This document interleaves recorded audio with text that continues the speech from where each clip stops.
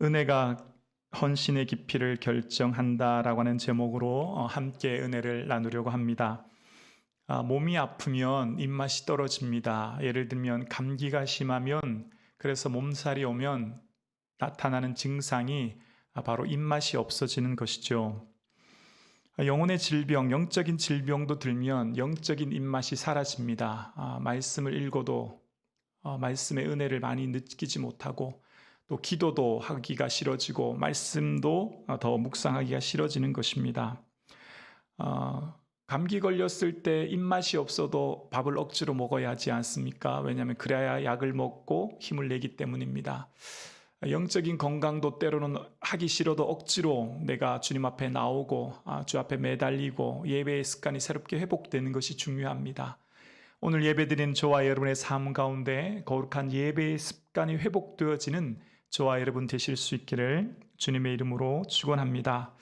오늘 한 여인, 예수님께 나왔던 여인에 대한 이야기인데요. 그는 은혜의 기회를 붙잡은 여인이었습니다. 은혜의 기회를 붙잡은 여인입니다.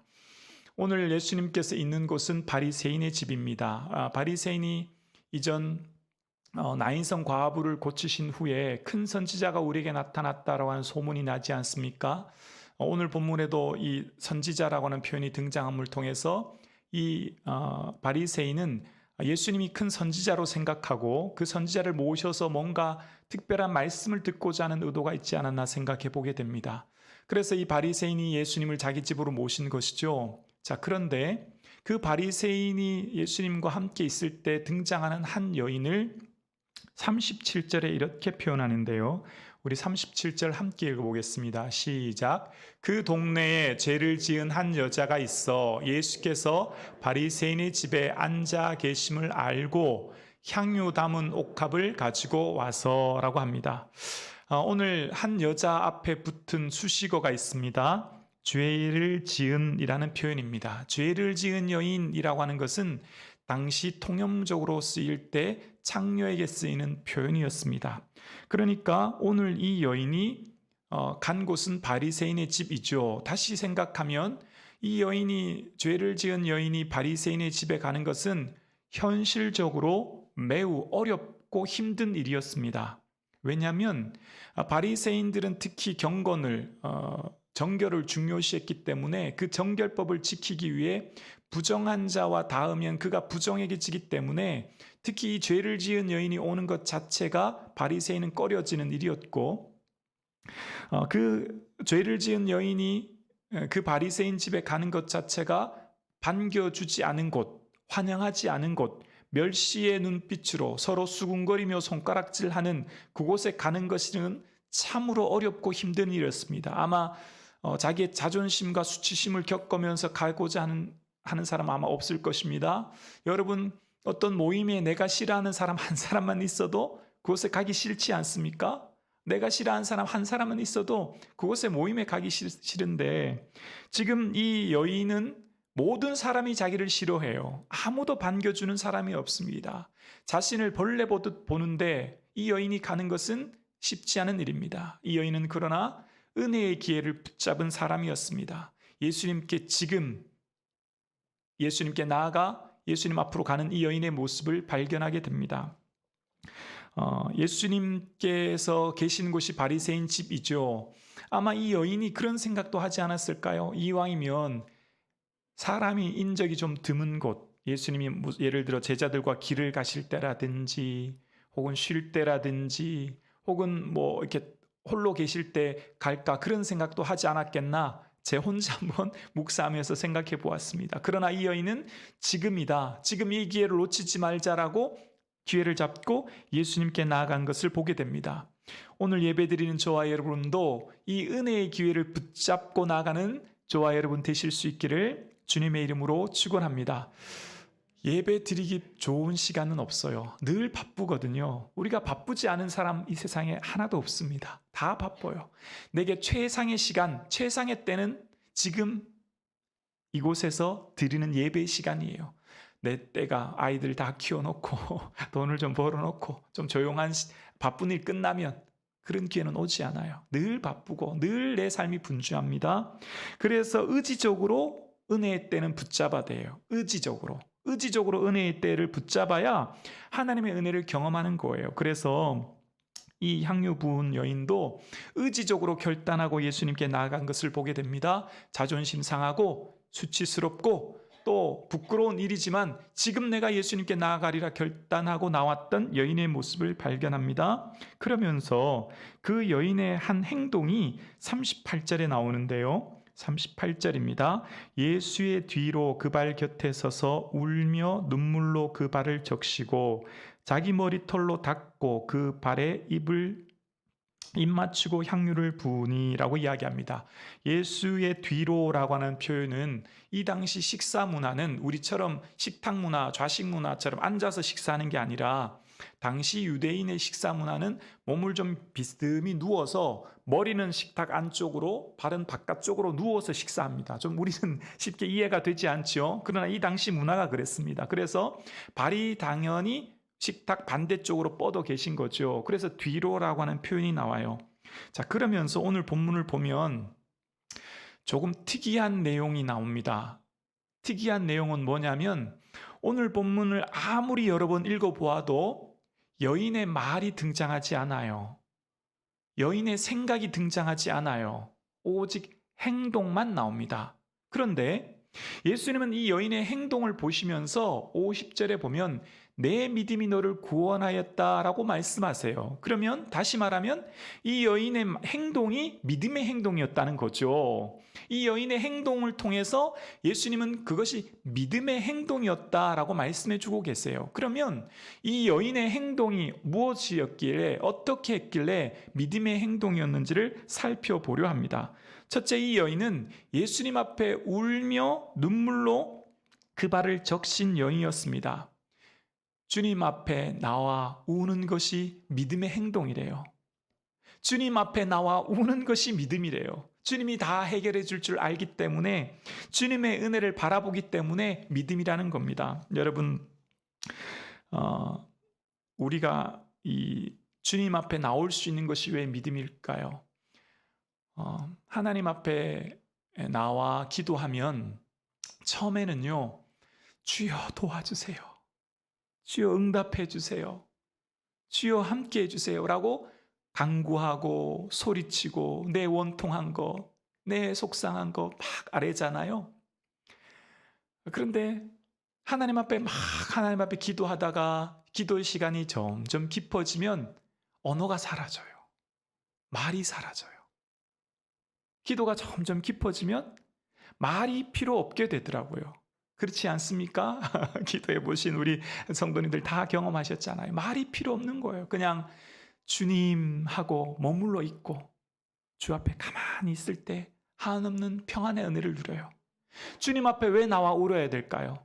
주님 앞에 나와 울면 처음에는 내가 속상하고 원통하고 아프고 힘들어서 나와 우는데 하나님 앞에 막 펑펑 울면 아무 말하지 않아도 평안함의 은혜를 누리게 되어요. 하늘의 기쁨을 누리게 되어요. 한량없는 은혜가 채워지게 되는 줄로 믿습니다. 이 당시 생계형 장녀가 많았대요. 먹고 살기 위해 어쩔 수 없이 했다는 거예요. 그러면 바꿔 생각하면 이 사람이 주님 앞에 나와 올 때 그 마음의 원통, 아픔, 슬픔은 아무도 몰라요. 오직 예수님만 아는 거죠. 우리의 삶 가운데 힘들고 어렵고 무거운 짐이 있을 때 주님 앞에 나와 우는 것이 은혜인 줄로 믿습니다. 주님 앞에 나와 우는 것이 믿음이에요. 왜냐하면 주님만이 내 문제 해결해 줄 수 있다고 믿기 때문이거든요. 주님 앞에 나와 눈물로 아뢰어 주의 위로를 경험하시는 저와 여러분 되실 수 있기를 주님의 이름으로 축복합니다. 주님 앞에 나와 우는 것이 은혜입니다. 내 삶이 힘들고 어렵고 지칠 때 말하지 않아도 돼요. 기도는 언어가 아니더라고요. 기도는 주 앞에 머물러 있는 것이더라고요. 주님 앞에 그저 앞에 주님하고 이름 부르며 가만히 머물러 있으면 하나님이 한없는 은혜 주시더라고요. 오늘 예배드리는 저와 여러분 힘들고 어렵습니까? 내 삶의 문제를 만났습니까? 그러면 주님 앞에 나와 머물러 있어 눈물로 아뢰므로 주의 위로를 경험하실 수 있기를 주님의 이름으로 축복합니다. 그러면서 주님께 자기 머리털로 향유를 붓고 닦아드렸다라고 하는 내용이 등장하게 됩니다.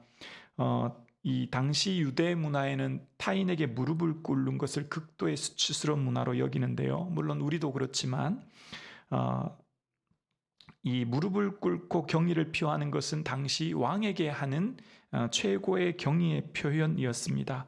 뿐만 아니라 왕과 함께 황제의 신전에서 이 제사를 지낼 때 하는 최고의 경의가 무릎 꿇고 하는 제사의 제의가 있었다는 거예요. 그래서 당시 카라쿨라 황제 같은 경우도 그 자식이 자신을 신격하면서 자기 앞에 나오는 신하들이 무릎을 꿇고 예를 갖추도록 이야기했고, 또 자기가 임의로 지어놓은 신전 앞에서 무릎을 꿇고 예를 갖추도록 했다라고 하는 자료가 나와 있음을 보게 됩니다.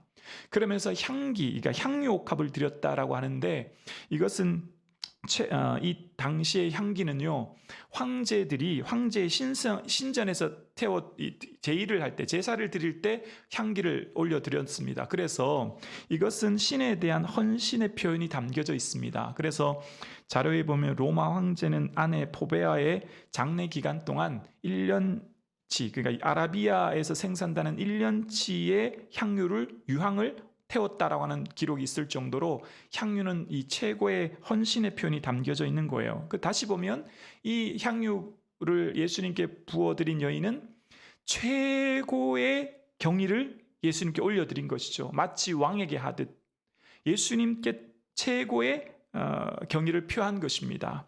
이 여인이 지금 주님 앞에 나와서 가장 귀한 것을 드리고 최고의 경의를 드리는 것, 그것을 주님은 귀히 보셨고 믿음이라고 합니다. 오늘 우리의 삶에 하나님을 가장 기뻐하는 게 뭘까요? 예배라고 생각합니다. 주님 앞에 우리의 삶을 드리는 것, 예배의 삶을 주님께서 기뻐하시는 줄로 믿습니다. 그러면서 이 본문을 묵상하면서 깨닫는 것이 유향입니다. 향유입니다. 향유를 드렸거든요. 마가복음에 보면 이 보통 향유가 300데나리온 이런 표현이 있지 않습니까? 그만큼 고가의 비싼 거라는 거예요. 사랑하면 사랑과 함께 물질이 동반되죠. 믿음은 물질이 동반되는 겁니다. 헌금하라 이런 설교 아니니까 걱정하지 마세요. 우리는 지금 너무너무 잘하고 계세요. 그만 드려도 되세요. 예물 그만 드려도 되시고 좀 가족과 함께 누리셔도 되십니다. 우리 성도님들은 제가 이렇게 뵈니까 이렇게 예물 드리시고 어떻게 생활하시나 걱정될 정도로 너무 많은 예물을 드리시는 거예요. 그러니까 예물은 이제 더 많이 안 드리셔도 돼요. 제가 지금 그러나 본문에 입각해서 이렇게 말씀을 나누는 겁니다. 이 여인이 예수님께 한 최고의 경의의 핵심에는 물질이 들어있더라는 거예요. 여러분, 11조는요 설교 듣는다고 할 수 없어요. 11조 들으세요. 목사가 설교한다고요. 11조 드릴 수 없습니다. 그것은 믿음이 있는 사람만 드릴 수 있어요. 반드시 물질은 믿음이 동반되거든요. 그래서 예물을 드리고 물질을 드리는 건요, 반드시 믿음이 있는 사람만 할 수 있는 거예요. 아무리 앞에서 무슨 목사가 예물을 드리세요 한다고 할 수 있는 게 아니거든요. 근데 오늘 본문에 보면 예수님이 귀하게 보신 게 뭘까요? 예물을 드렸는데 왜 예물이 중요할까요? 그 예물에는 나의 삶의 열매가, 나의 삶의 가장 귀한 것이 예물로 대표되기 때문입니다. 그래서 이 예물을 지금 이 여인은 예수님께 드렸음을 오늘 본문에 이야기합니다. 가장 귀한 것을 주 앞에 드렸음을 이야기하고 있는 것이죠. 그러면서 이 드렸던 여인을 보면서 바리새인도 아무 말 하지 않았고요, 향유를 드렸던 여인도 아무 말 하지 않았어요. 그러니까 바리새인은 단지 생각만 했을 뿐인데, 이 뒤부터 이제 예수님이 바리새인의 생각과 향유 부인 여인의 행동을 가지고 이제 말씀하시기 시작하십니다. 향유 부은 여인의 행동의 뜻을 아신 것이죠. 몸짓의 언어를 이해하신 거예요. 여러분, 갓난아이가 태어나면 배가 고파 우는지 기저귀가 가려줘야 될지 엄마는 다 알지 않습니까? 아기가 울면 우는 이유를 알듯이 이 몸짓의 언어를 예수님은 이 뜻을 다 이해한 거죠. 그래서 바리새인의 생각 그리고 이 여인의 행동을 통해서 아신 주님이 말씀하시기를 한 비유를 말씀하십니다. 그러면서 어떤 사람이 빚이 있는 두 사람이 있는데, 한 사람은 500데나리온, 약 한 1년 한 4개월 정도의 이 품삯입니다. 그리고 한 사람은 50데나리온, 한 달 반 정도의 품삯입니다. 10배의 차이가 나는 거죠. 10배의 차이가 나는 데나리온을 탕감해 주었다는 거예요. 그러면서 이렇게 탕감해 주면 누가 더 사랑하는 마음이 크겠느냐라고 바리새인 시몬에게 이제 질문하시는 내용이 등장합니다. 여기 탕감이라고 하는 원어의 뜻은요, 은혜라고 하는 뜻과 그 어원이 동일함을 알 수 있어요. 그러니까 예수님이 동일한 은혜를 베풀어 주셨다는 거죠.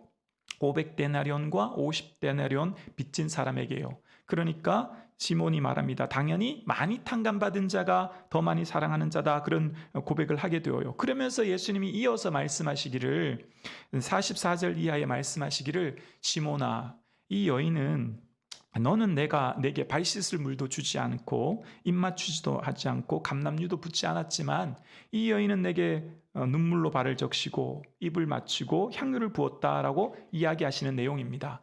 당시 손님을 초대하면 손님이 오자마자 이 팔레스틴 문화는 샌달처럼 된 신발 아닙니까? 그러니까 발에 묻은 먼지가 많기 때문에 하인이 물을 떠서 발을 씻겨주고, 그리고 오면 주인이 이제 포옹해서 이 얼굴을 맞대면서 인사하는 것, 그게 환영의 표시였고, 그래서 앉으면 다시금 머리에 감람유를 부어서 머리에 있는 먼지를 털어주는 것이 일반적인 환영의 표시인데, 예수님에 대해서 전혀 그런 걸 하지 않았다는 거예요. 다른 사람들이 다 초대받아 앉은 자리에서 예수님께 하지 않았다는 것은 의도적으로 예수님을 좀 무시하는 표현이 담겨져 있는 것이죠. 그런데 반해 이 여인은 예수님께 최고의 경의를 한 것을 들어서 말씀하시는 거예요. 그러면서 오늘 예수님의 말씀에 이 여인을 향해서 내 믿음이 너를 구원하였다라고 하는 말씀을 이야기하십니다. 은혜가 헌신의 깊이를 결정합니다. 은혜가 헌신의 깊이를 결정해요. 여러분, 바리새인 시몬과 향유 부은 여인은 똑같은 죄인인데요.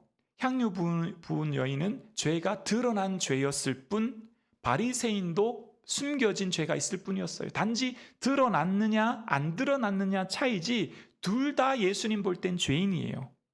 여러분, 우리가 이렇게 파리를 한번 있다고 생각해 볼까요? 파리 두 마리가 서로 막 싸운다고 생각해 볼까요? 네가 더 더럽다, 내가 더 더럽다, 그렇게 싸우는 격 아닐까요? 예수님 보시기엔 똑같은 죄인인데 똑같이 다 500데나리온 탕감해 준 거예요. 중요한 건 뭘까요? 내가 스스로 깨닫는 것이 중요한 거예요. 내가 누구로 깨닫느냐? 바리새인 시몬은 나는 빚진 자 아니다, 그러니 탕감받을 이유도 없죠. 나는 왜냐하면 의인이기 때문에요. 그러니 당연히 나는 주님께 감사할 게 없는 사람이죠. 근데 반대로 향유 부은 여인은 나는 500데나리온, 아니 5,000데나리온, 아니 저는 주님 50,000데나리온 빚진 자와 같은 죄인입니다 라고 고백할 때 모든 것을 주께 드릴 수 있는 은혜가 있는 것입니다. 여러분, 어떤 사람이 주의 은혜를 고백할까요? 내 삶이 모든 것이 주의 은혜요, 모든 것이 주님께로부터 받은 것입니다 라고 고백하는 사람만이 주께 다시 드릴 수 있는 거고요, 주께 감사할 수 있는 거거든요. 어떤 아들이 효도할까요? 부모의 은혜를 아는 아들만, 부모가 얼마나 고생하고 나를 키웠는지 아는 아들만 효도하게 되어 있어요. 어떤 성도가 하나님께 감사할까요? 찬양할까요? 경배할까요? 예배할까요? 주의 은혜를 아는 사람, 내가 얼마나 큰 허물이었고 죄인이었는데 용서 안 받은지 깨닫는 사람, 즉 나 스스로를 어떻게 평가하느냐에 따라 예수님에 대한 태도가 결정되는 거예요. 그래서 은혜가 헌신의 깊이를 결정하는 겁니다. 오늘 이 향유 부은 여인이 어떻게 예수님께 향유를 부어드릴 수 있었습니까? 자기 자신은 죄인이었기 때문에 이것이 가능했다는 거예요. 오늘 예배드리는 저와 여러분의 삶에 내 삶은 모든 것이 주께로부터 받은 것입니다, 주의 은혜입니다 라고 고백하는 이 고백이 있을 수 있기를 주님의 이름으로 축복합니다. 그 고백이 있을 때 하나님, 제가 지금 숨 쉬는 것도, 내가 걷는 이 걸음도, 내 생명도, 내 자녀도, 내 직장도, 내 사업장도 다 주님께로부터 온 것입니다 고백하는 사람만 내 삶의 모든 것이 은혜입니다라고 고백하는 사람만 감사할 수 있게 되고요. 감사하는 사람이 주께 예배할 수 있게 됩니다. 오늘 바리새인을 비유를 통해서 바리새인과 향유 부은 여인을 비교하시면서 말씀하십니다. 그러면서 예수님께서 이 비유를 말씀하시는 이유가 무엇입니까? 향유 부은 여인과 바리새인은 스스로에 대한 평가가 완전히 달랐다는 거예요. 나 자신을 어떻게 평가하느냐가 곧 은혜를 바라보는 관점이 결정된다는 겁니다. 오늘 바리새인은 주님께 가장 큰 벌을 이미 받은 자입니다. 주님께 이미 큰 심판을 받은 자입니다. 그가 스스로를 의롭다, 또 빚진 것이 없다 착각하며 살았기 때문입니다. 그러나 이 향유 부은 여인은 세상적으로 볼 때 불행한 여인입니다. 비참한 여인입니다. 사람들에게 손가락질을 받는 여인이었습니다. 그러나 그가 스스로의 죄를 가지고 주 앞에 나옴으로, 눈물로 주님 앞에 고백함으로 큰 은혜를 누리는 여인이 되었습니다. 바리새인은 예수님의 필요가 없는 자였지만 향유 부은 여인은 예수님의 은혜가 필요했습니다. 간절했습니다. 그 간절했기 때문에 주께 모든 가장 귀한 걸 드릴 수 있는 여인이 되었습니다. 오늘 예배드리는 저와 여러분의 삶에 예수님을 귀히 여기시는 저와 여러분 되실 수 있기를 주님의 이름으로 축복합니다. 예수님의 은혜를 귀히 여기시는 저와 여러분 되실 수 있기를 주님의 이름으로 축복합니다. 이 향유 부은 여인의 삶처럼 오늘 저와 여러분의 삶 가운데 작은 것도, 내가 보기에 하찮은 것도 다 주의 은혜입니다 고백함으로 주께 감사를 풍성히 올려드리는 저와 여러분 되실 수 있기를 예수님의 이름으로 축복합니다.